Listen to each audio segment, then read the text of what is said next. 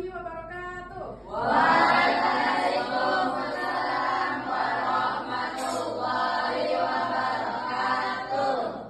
Apa kabar anak? Semangat ya belajarnya hari ini ya. Ada yang ngantuk, tidak ada yang bermain. Oke, sebelum kita belajar, ketua kelas pimpin doa.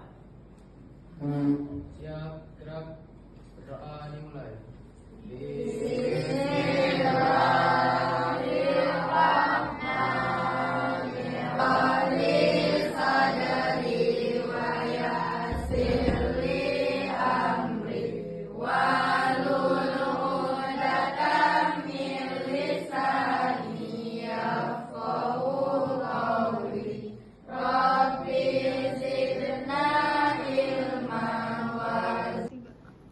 Oke, tadi sudah kita berdoa. Hari ini anak-anak ibu ada yang tidak hadir, ada yang sakit?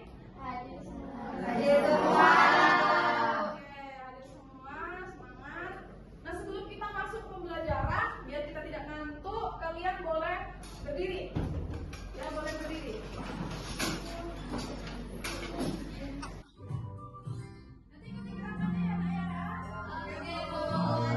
Atas menggapai bintang, tangan ke samping, burungnya terbang. Tangan ke depan, ikan berenang.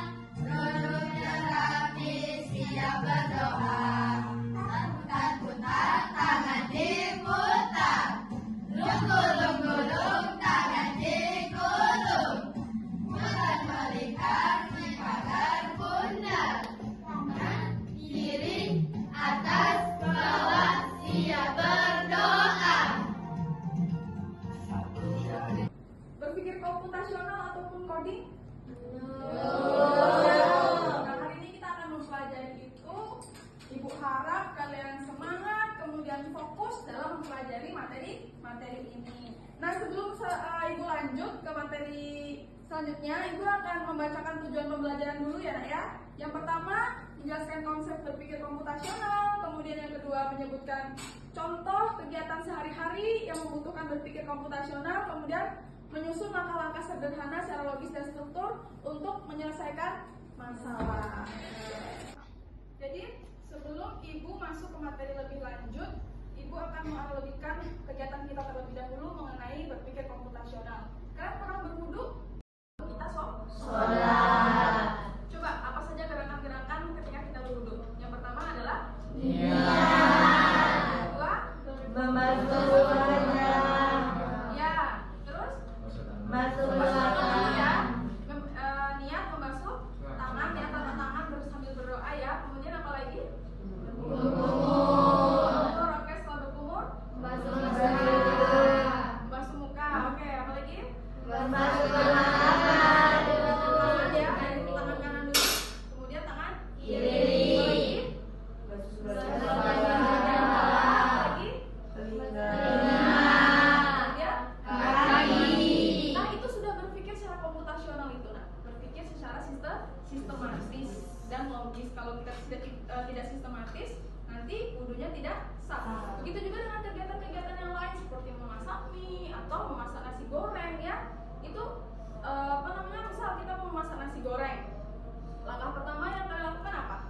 Memanaskan minyak. Anggaplah kompornya sudah kita hidupkan, kemudian sudah kita letakkan wajan di atas kompor, kemudian kita masukkan minyak dan panaskan minyak. Tumis bumbu, masukkan cabai sudah tadi ya, kemudian masukkan nasi dan jadilah nasi goreng. Itu kita lakukan secara berurutan. Kalau kita tidak lakukan secara berurutan, hasilnya apa? Tidak enak, mungkin tidak enak, atau boleh jadi gosong, boleh juga. Kemudian kalau tidak berurutan ya tidak akan bisa menjadi nasi. Mungkin bisa tapi tidak ya. Enak. Oke, lanjut ya Nak ya mengenai berpikir komputasional. Nah, sebelum Ustazah menjelaskan lebih lanjut apa itu berpikir komputasional, Ustazah punya video mengenai berpikir komputasional. Silahkan kalian simak dan silahkan kalian pahami. Jika nanti tidak tahu, silahkan bertanya kepada Ibu ya. Oke, Ibu.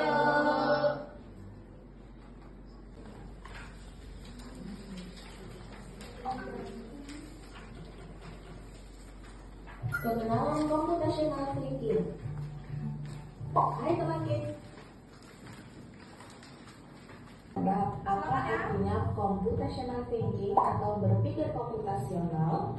Adakah yang bermata jeli dan melihat kata komputasional di sini? Jadi mungkin ada hubungannya dengan komputer ya? Iya, betul sekali. Jempol buat kamu yang sudah menebak dengan benar. Berpikir komputasional adalah proses berpikir untuk menyelesaikan masalah dengan efektif dan efisien. Dalam ilmu komputer, proses berpikir ini dilakukan sebelum mulai menulis coding atau pemrograman. Jika sudah direncanakan dengan baik, maka coding yang ditulis akan sesuai dengan kebutuhan dan dapat diselesaikan dengan cepat dan tepat.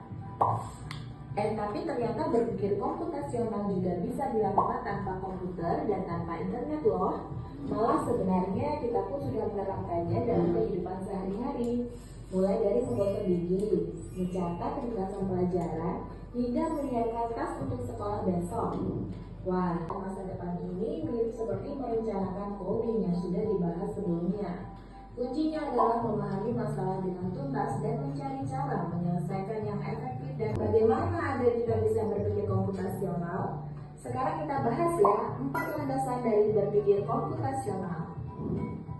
Yang pertama, dekomposisi. Dekomposisi artinya membagi masalah kompleks ke bagian yang lebih kecil agar mudah diselesaikan. Misalnya kamu ditulis. Baik, ini adalah video pengantar untuk pembelajaran kita dan saya akan jelaskan lebih lanjut mengenai berpikir komputasional itu sendiri. Sebentar ya. Berpikir komputasional itu adalah berpikir komputasi untuk menyelesaikan masalah layaknya seperti komputer. Jadi kita menyelesaikan masalah itu secara sistematis dan berurutan. Agar apa? Agar hasilnya bisa maksimal. Kemudian berpikir komputasional juga melatih otak manusia agar tetap berpikir secara logis dan sistematis. Jadi sesuatu itu terjadi pasti ada sebabnya. Pasti bisa dianalogikan secara logika, ya tidak tiba-tiba terjadi seperti itu. Nah kemudian bukan berarti kamu harus menjadi robot, tetapi berpikir ini membantu kita untuk memecahkan masalah besar menjadi masalah yang lebih mudah. Paham ya nak ya? Oke. Kemudian pentingnya berpikir komputasional. Nah ini ternyata begitu pentingnya. Yang pertama membantu kita menyelesaikan masalah dengan lebih mudah. Jadi kita berpikir itu jangan sulit-sulit, kita bisa mempermudah masalah tersebut. Kemudian membantu mengambil keputusan yang baik, mengajarkan berpikir kreatif, membantu menghemat waktu, kemudian membantu beradaptasi dengan teknologi. Nanti zaman kamu kan zaman ini ya nak ya, sekarang aja udah 4.0 ya, zaman industri teknologi. Apalagi nanti kalau kamu sudah dewasa, nah kita perlu yang namanya berpikir komputasional. Selanjutnya, nah ini ada 4 prinsip utama dalam berpikir komputasional, ya. Yang pertama ada dekomposisi. Seperti yang kalian sudah lihat di video tadi ada dekomposisi kan? Iya. Ya. Apa sih dekomposisi? Ternyata dekomposisi itu adalah memecahkan masalah besar menjadi bagian-bagian yang lebih kecil. Contohnya nih, membuat kopi. Kita tidak langsung ada kopi di dalam gelas, ya enggak? Iya. Kalau kalian di rumah mungkin langsung ada kopi di dalam gelas atau susu di dalam gelas ya, karena sudah dibuatkan oleh ibu atau orang tua. Tapi proses itu juga membutuhkan apa? Kopi tersebut juga membutuhkan proses. Bagaimana prosesnya? Membuat kopi. Ya, apa? Menyiapkan Air panas. Gelas. Kopi. dan jadilah Kopi. Iya, itu contoh daripada prinsip berpikir komputasional dari dekomposisi. Nah, kemudian ada abstraksi, ya abstraksi apa di situ bacanya? Fokus Pada hal-hal penting dan mengabaikan detail yang jalan. Contohnya apa? Nih, ada gambar peta di sini. Saat kita melihat peta, kita hanya butuh informasi jalan utama ya. Tidak perlu di sini ada rumah teman saya atau di sini ada rumah dinas bupati, tidak ya nak ya. Jadi kita hanya perlu informasi utama saja. Tidak perlu tahu setiap detail pohon atau rumah di sepanjang jalan. Itu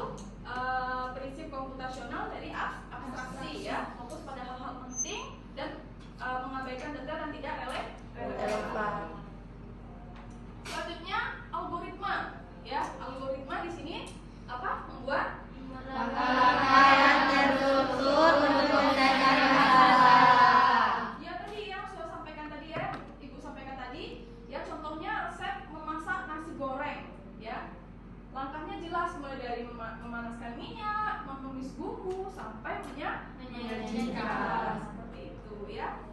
Paham ya? Jadi ada 3 tadi 4 prinsip utama berpikir komputasional. Yang pertama tadi apa? Dekomposisi, abstraksi, algoritma. Nah, kemudian yang terakhir ada pengenalan Pola. Ya, 4 prinsip dari berpikir komputasional. Yang keempat adalah pengenalan pola. Di sini kemampuan untuk mengidentifikasi pola, persamaan atau hubungan dalam data atau masalah untuk memecahkan masalah. Contohnya pengenal wajah pada ponsel kita. Kalian punya ponsel? Punya. Sampai Android ya nak ya. Nah, itu ada polanya. Kita bisa kan pakai pola wajah? Atau sidik jari biasanya ya. Nah, itu termasuk ke dalam contoh dari pengenalan pola. Oke, simpel. Baik, Ustazah ada tugas ya nak ya. Ada tugas. Jadi kalian ibu buat per kelompok. Buat per kelompok, satu kelompok 4 orang. Ya, satu kelompok 4 orang. Ada tugas individu dan tugas kelompok di sini, ya. Di sini ada tugas kelompok cara membuat jus, ya. Akan tetapi kalian urutkan langkah-langkahnya karena ini belum berurutan.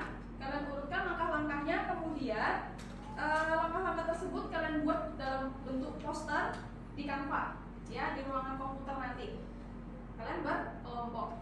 Paham tugasnya? Paham. Nanti kita main-main komputer ya, pakai aplikasi Canva ya. Oke.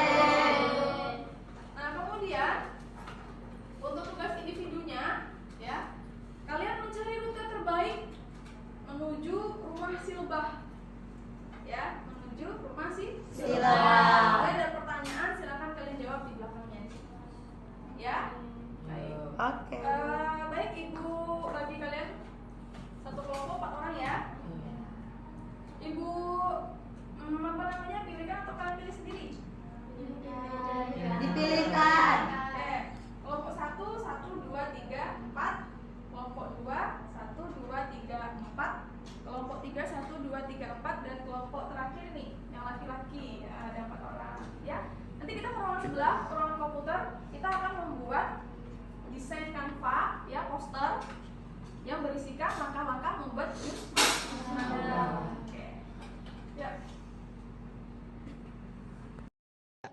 Nah, cara menggunakan Canva-nya ini, ya, silakan di-download template-nya. Ini sudah saya login. Silakan pilih gambarnya, ingredientnya bagaimana, cara-cara membuat jus mangganya bagaimana, pilih blendernya, ya, silakan dicari gambar-gambarnya sesuai dengan ketertarikan kalian, ya, mana yang kalian suka gambar-gambarnya, silakan kalian download.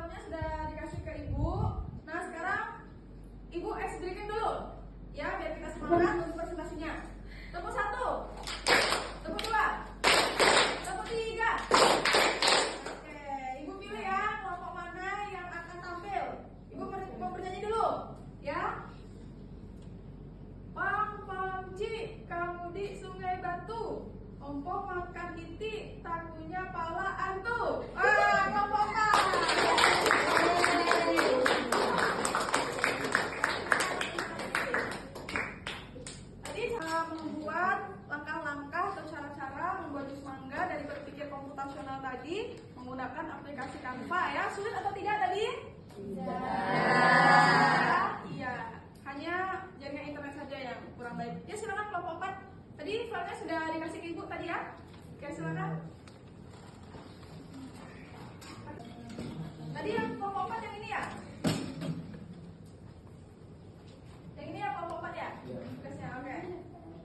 Posternya ya yang dibuat dari Canva.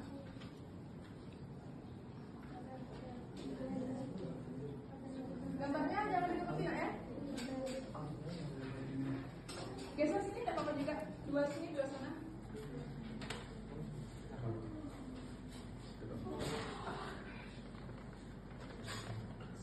Warahmatullahi wabarakatuh. Waalaikumsalam warahmatullahi wabarakatuh. Baiklah, kami dari kelompok 4 akan menampilkan hasil tugas kerja kelompok cara membuat jus mangga yang dibuat dengan aplikasi Canva. Saya Jovano sebagai moderator dan teman-teman saya Azam, Ilham dan Adit akan mempresentasikan hasil kerja kelompok kami. Baiklah, cara membuat jus mangga. Langkah yang pertama dilakukan adalah kupas mangga dan potong-potong buahnya. Seperti inilah contoh gambarnya. Lalu yang kedua, masukkan potongan mangga ke dalam blender. Yang ketiga, tambahkan air matang dan gula ke dalam blender. Kemudian tambahkan es batu ke dalam blender. Lalu blender semua bahan hingga halus. Langkah terakhir, tuangkan jus ke dalam gelas. Lalu jus mangga pun siap untuk dinikmati. Ini adalah hasil dari kerja kelompok kami. Apakah ada yang ingin bertanya? Ada yang bertanya? Nah, baik.